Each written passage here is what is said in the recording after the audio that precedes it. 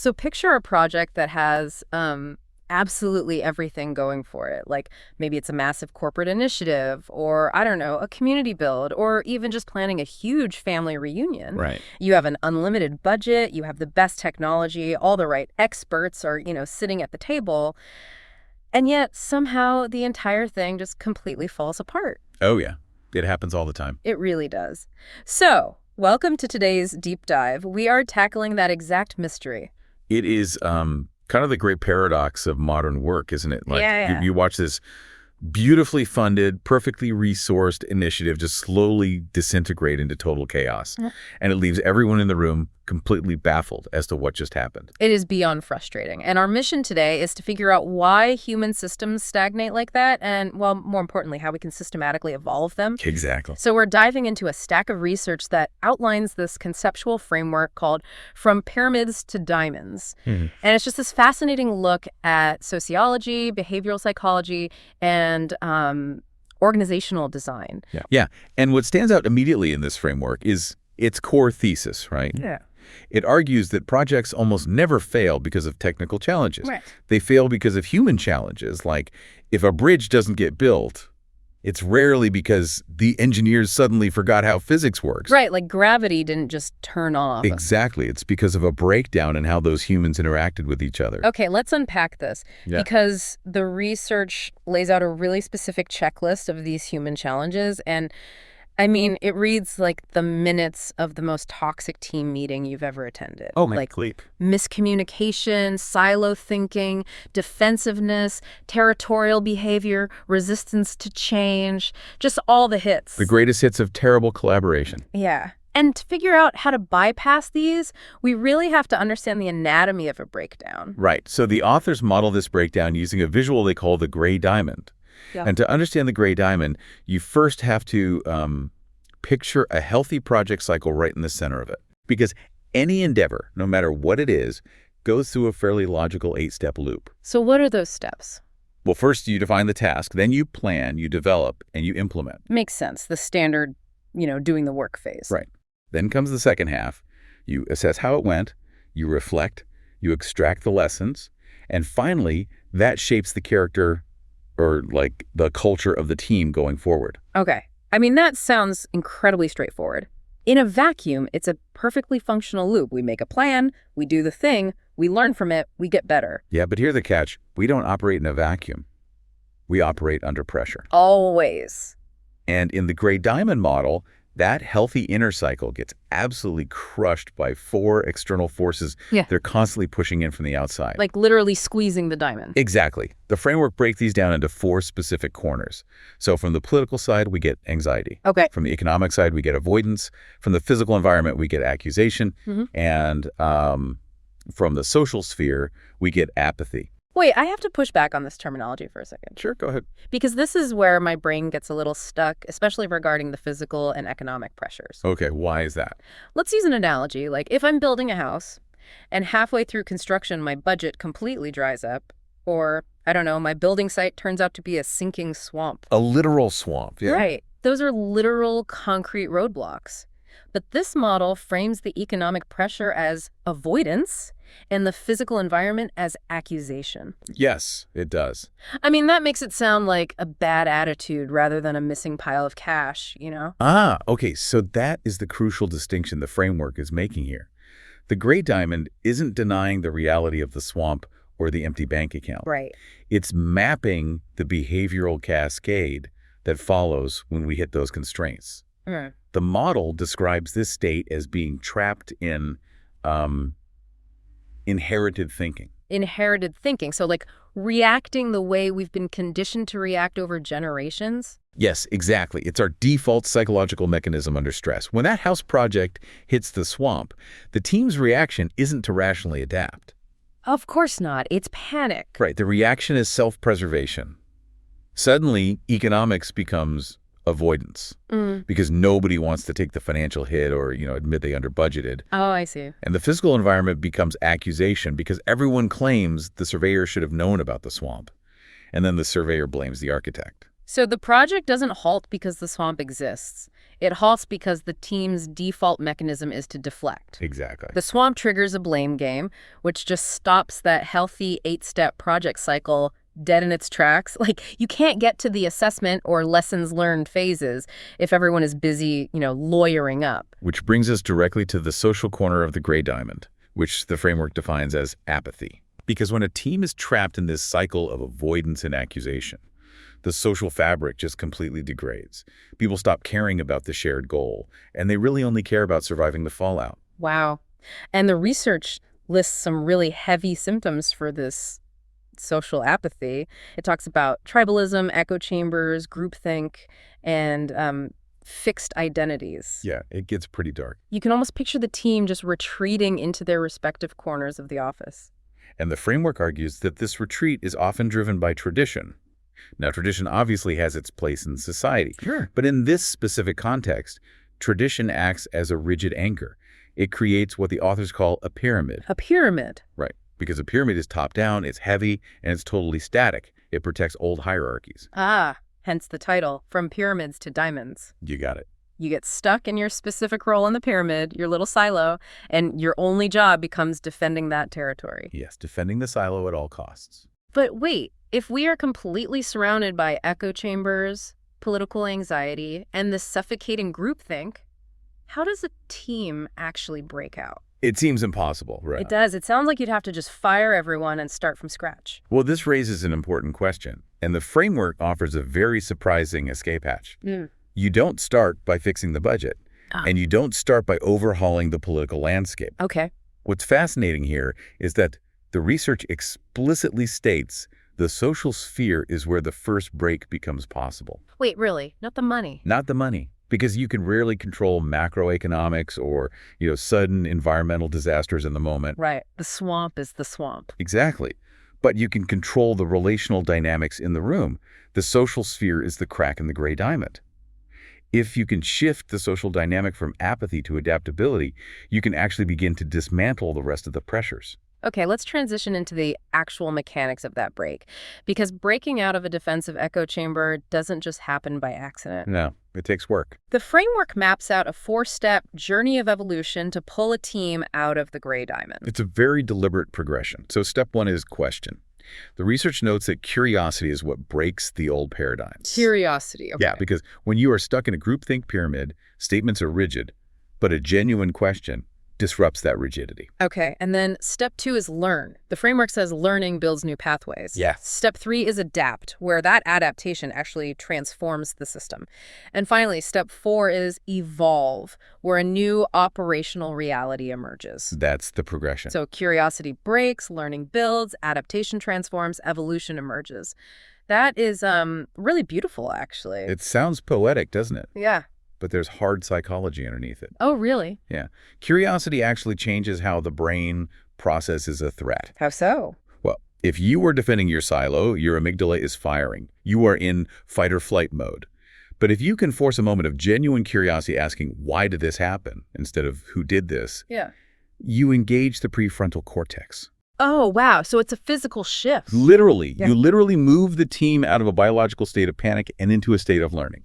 I mean, that makes a lot of sense conceptually, but let's ground this in, like a Tuesday morning status meeting. Okay, the real world. Right, because curiosity and learning sound great on a whiteboard, but how does a project manager actually leverage this in a high-stakes, terrifying meeting where millions of dollars are on the line and everyone is pointing fingers? Well, that requires us to look at the second half of the framework, the red diamond. Okay, the red diamond. This is the operational model that emerges when a team successfully navigates that journey of evolution. It is the absolute antithesis of the gray diamond. So what happens to those 4 crushing pressures in the red diamond? Do they go away? They don't go away, they transform completely. Politics shifts from anxiety to awareness and vision. Okay. And economics moves from avoidance to anticipation and exchange. Exactly. The physical environment is no longer about accusation. It becomes about context, accountability, and abundance. Wait, let's hold on that one, abundance and context. Because earlier we talked about the physical swamp ruining the house. Right, this swamp. How does a swamp become context and abundance? That feels a little like, I don't know, corporate jargon for just smiling through a disaster. I get why it sounds like that, but it's not about ignoring the disaster at all. It's about reframing the relationship to it. Okay. In the gray diamond, the swamp is an accusation someone messed up, right? Mm-hmm. But in the red diamond, the swamp is just context. It is data. It's just a fact of the terrain. Right. And the abundance part means recognizing that there are infinite ways to solve a problem if you aren't busy hiding from it. Give me an example. So maybe a traditional foundation won't work in the swamp, so you design a floating foundation. You adapt to the context rather than fighting it. Ah, I see. You stop trying to force the pyramid into the swamp, and you build something that actually fits the reality. I love that. And that brings us to the final corner, the social sphere, which moves from apathy to adaptability. And the framework argues that operating in this breathing, dynamic red diamond requires two specific traits from a team, right? Yes. Social maturity and relational intelligence. And these are the engines of the red diamond. The authors define social maturity as the capacity to move beyond ego and beyond ideology. The framework makes a really sharp point about ideology, actually. It describes it as a prison that forces us into opposing camps. It really does. So social maturity is essentially the ability to realize you are in that prison and, choosing to walk out of the cell. Exactly. It's checking your ego at the door, but doing it systematically, not just when you feel like it. And that pairs perfectly with relational intelligence. Right. This is the ability to build productive relationships, to navigate wild differences in perspective, and to establish genuine trust. Which is incredibly hard. It is. It means understanding that the person across the table from you is not a roadblock. They are a necessary component to solving the problem. So, what does this all mean? If a team has actually cultivated this social maturity and relational intelligence, how does that change their behavior when crisis hits? Let's go back to that sinking swamp or that blown budget. Okay, back to the swamp. This is where we see the ultimate paradigm shift in the entire framework. In the gray diamond, when the swamp appears, the first question everyone asks is, who is to blame? Right. Naturally. But in the red diamond, with high relational intelligence, the team asks an entirely different question. They ask, what does this moment require? Wow, what does this moment require? That is incredibly powerful. It changes everything. It just completely neutralizes the defensiveness. It shifts the entire team's energy from protecting the past to co-creating the future. Right, because you aren't wasting cognitive load figuring out how to cover your tracks. You are immediately applying all your resources to the new reality. Let's look at a really tangible example of this, because the research actually points to the built environment, like modern construction and infrastructure, as a prime testing ground for these concepts. It's the perfect example. Think about what goes into building a major piece of infrastructure, like a hospital or a Yun transit hub. Oh, it's an incredibly complex web of stakeholders. Yeah. You have architects, structural engineers, general contractors, union representatives, city planners, tech specialists, and of course, the clients footing the bill. And they all speak entirely different professional languages. And they all have completely different priorities. Right. The architect wants design integrity, the contractor wants cost efficiency, the city wants code compliance. It's a recipe for disaster. It really is. If you put that group into the gray diamond, without relational intelligence, they will inevitably default to territorial behavior. Oh, for sure. The engineer will blame the architect for an impossible design. And the contractor will blame the engineer for slow approvals. And the project stagnates. Because technical competence isn't enough to save them. Every single person in that room could be an absolute genius, like the top of their respective field. Yep. But if they lack social maturity, the project will still descend into chaos. And if we connect this to the bigger picture, the authors are making a really profound argument about the future of work here. Okay, what is it? When you introduce relational intelligence and move that complex group into the red diamond, collaboration actually becomes natural. The engineer and the architect stop fighting over who is right and start asking what the building requires. There's that question again. Right. The framework states that the future of complex human endeavors will not be shaped solely by better technology or better software. It is going to be shaped by better relationships. Because you can't out-tech a fundamentally broken human dynamic. You really can. Like, if the people won't talk to each other, it doesn't matter how good the structural modeling software is. Exactly. And this is why the shift from pyramids to diamonds matters so much. Yeah. A pyramid relies on the person at the very top having all the answers and dictating them downward. But complex modern problems are too fast and too messy for one person to solve. You're just too big. Right. A diamond structure distributes the load. It relies on the strength of the connections between the points. What an incredible journey this framework takes us on. It really is. Let's recap the terrain we've covered today just to bring it all together. Good idea. We started by looking at why well-resourced projects fail. We identified the gray diamond, which is this static state defined by inherited thinking, political anxiety, and this suffocating social apathy where, our default instinct is just self-preservation and blame. But we also learned that we don't have to be trapped there. Right. The social sphere provides the crack in the wall. By actively choosing curiosity over defensiveness, we can begin a journey of evolution. We can build new pathways of learning that eventually transform our systems. And that transformation leads us to the red diamond, a dynamic, breathing operational model, a place where we replace ego and ideology with social maturity and relational intelligence. Yes. A system where, instead of pointing fingers, we look at the reality in front of us and ask, what does this moment require? And the underlying message of the research is deeply optimistic, really. Yeah, it is. It acknowledges that human systems are fragile and prone to tribalism, but it also provides a clear, actionable roadmap for outgrowing those destructive tendencies. It definitely makes you rethink every frustrating meeting you ever had. Oh, absolutely. But before we wrap up, I want to pose a question that goes beyond the framework we just discussed. Okay, let's hear it. We've talked a lot about teams shifting from the gray diamond to the red diamond together. But what happens if you are an individual listener who has developed this relational intelligence, but you are trapped working inside a massive, unyielding gray diamond organization? Oh, wow. That is the ultimate test of the framework. Isn't it? Because if you are operating with social maturity, asking what the moment requires, but everyone around you is just trying to protect their piece of the pyramid, it can feel incredibly isolating. I can only imagine. Do you assimilate back into the apathy to survive?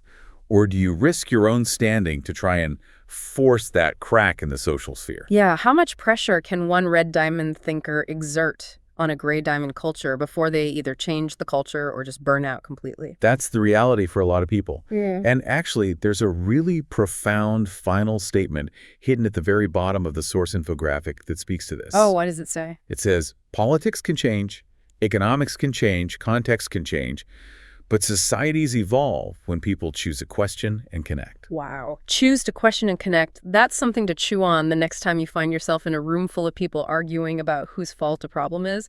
Are you going to join the chorus of blame? Or are you going to be the one brave enough to ask a curious question? It's a big choice. It is. Thank you for joining us on this deep dive. Keep questioning, keep connecting, and we'll see you next time.